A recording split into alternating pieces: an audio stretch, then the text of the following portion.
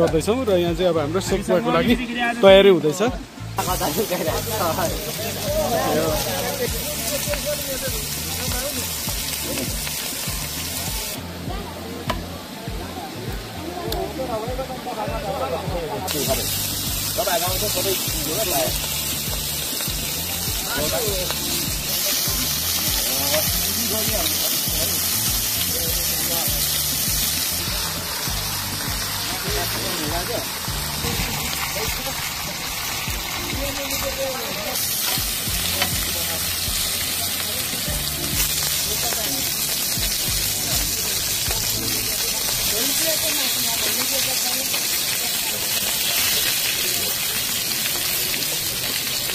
समुदाय सेक्वा पाक्दैछ होइन त।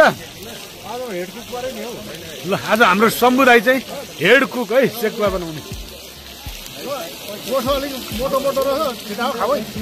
ओके ल सेक्वा चाहिँ पाकिसकेको हो यो। ल